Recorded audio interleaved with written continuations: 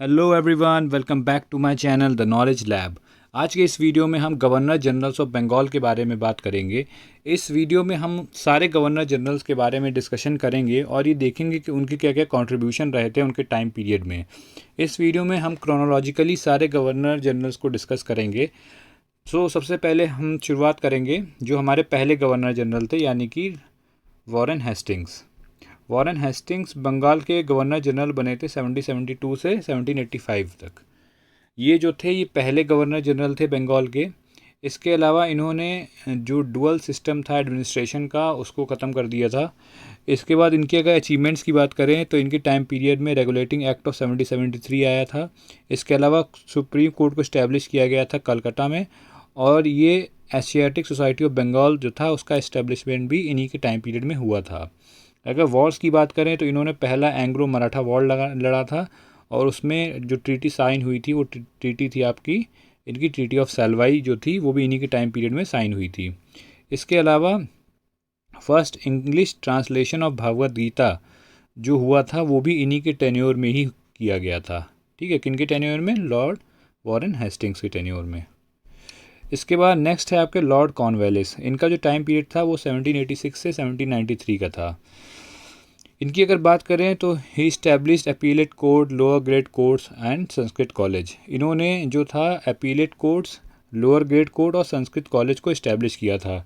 वहीं अगर वॉर्स की बात करें तो थर्ड एंग्लो मराठा वॉर इनके टाइम पीरियड में लड़ा गया था, और इन्होंने ट्रीटी ऑफ सेरिनंगापट्टनम को साइन किया था। वो जो ट्रीटी ऑफ सेरिनंगापट्टनम साइन हुई थी वो भी इन्हीं के टाइम पीरियड में साइन हुई थी। इसके अलावा introduction of permanent settlement and civil service, जो परमानेंट सेटलमेंट और सिविल सर्विस था वो भी इन्हीं के टाइम पीरियड में इंट्रोड्यूस किया गया था।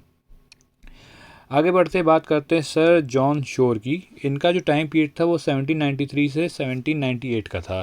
काफ़ी शॉर्ट था, यानी कि लगभग 5 साल का। इनके टाइम पीरियड में चार्टर एक्ट ऑफ 1793 को जो था वो पास किया गया था जैसे ही इनकी एंट्री हुई थी उसके बाद।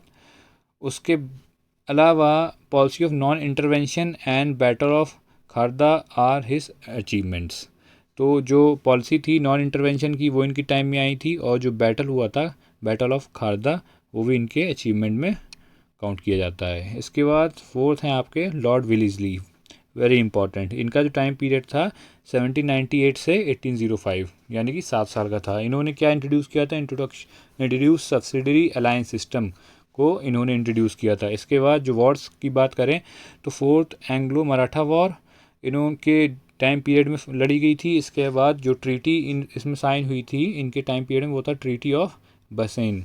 फिर सेकेंड एंग्लो मराठा वॉर भी इन्हीं के टाइम पीरियड में लड़ा गया था।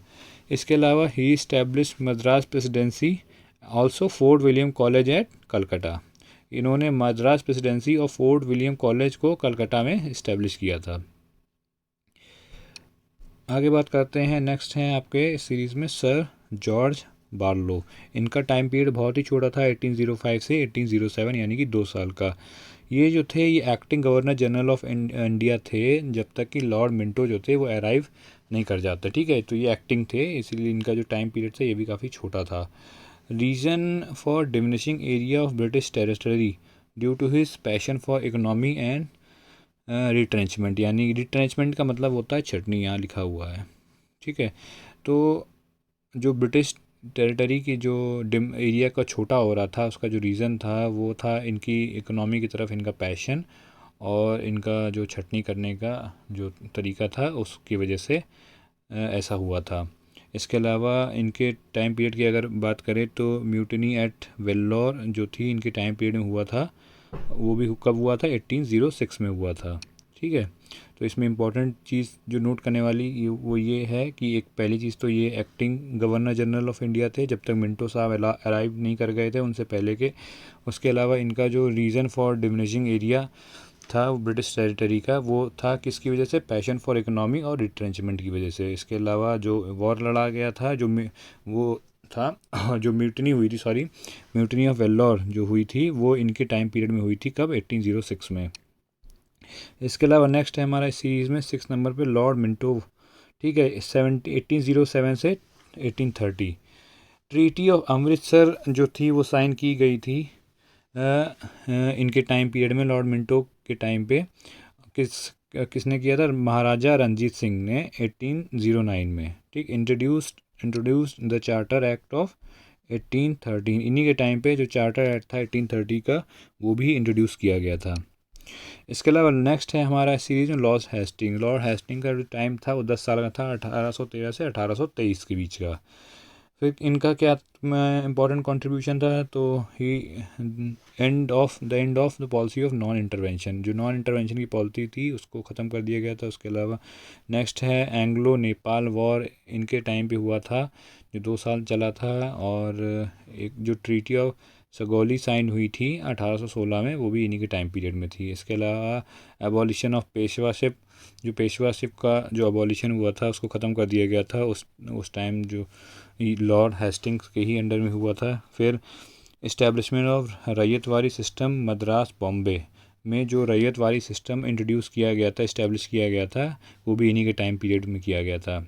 इसके अलावा mahalwari system in north west province and Bombay, यानी कि जो महालवारी सिस्टम इंट्रोड्यूस किया गया था नॉर्थ वेस्टर्न प्रोविंसेस और बॉम्बे में, वो भी इन्हीं के टाइम पीरियड में किया गया था। तो क्या चीज़ इंपॉर्टेंट थी? सबसे पहले तो इन्होंने पॉलिसी ऑफ नॉन इंटरवेंशन को ख़त्म कर दिया। फिर एंग्लो नेपाल वॉर जो लड़ा गया था वो इनके अंडर में, ट्रीटी ऑफ सगौली साइन हुई थी, पेशवाशिप को ख़त्म कर दिया गया था। उसके बाद रैयतवारी सिस्टम मद्रास और बॉम्बे में, इसके अलावा mahalwari system north west province और बॉम्बे में इन्होंने इंट्रोड्यूस किया था। नेक्स्ट हैं, और इस सीरीज़ में जो लास्ट हैं हमारे गवर्नर जनरल ऑफ बंगाल, वो थे लॉर्ड आर्महेस्ट। इनका जो टाइम पीरियड था वो था लगभग 5 साल का, 1823 से 1828 का। इन्होंने क्या किया था? एनेक्सेशन ऑफ आसाम और पहला जो बुर्मीज़ वॉर लड़ा गया था 1824 में, वो इनके अंडर लड़ा गया था। सो दोस्तों, ये थे हमारे 8 गवर्नर जनरल ऑफ बंगाल। सो आज की वीडियो में सिर्फ इतना ही। नेक्स्ट वीडियो में हम जो गवर्नर जनरल थे आगे इंडिया के, उनके बारे में बात करेंगे, ठीक है, उन चीज़ों को समझेंगे, तो वो हम आगे डिस्कस करेंगे। और उसकी शुरुआत होगी लॉर्ड विलियम बेंटिक से, तो ये हम अगले वीडियो में आगे कंटिन्यू करेंगे इसको। तो आज के वीडियो के लिए सिर्फ इतना ही। अगर आपको वीडियो पसंद आया हो तो please do like and subscribe. Thank you for watching. Have a good day.